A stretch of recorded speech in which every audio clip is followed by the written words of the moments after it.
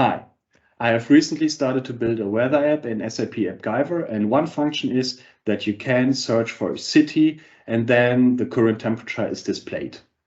For example, I'm looking for Berlin and it's 26 degrees there right now, but I also want to have the humidity, and I will show you how to add new information quickly in SAP AppGyver.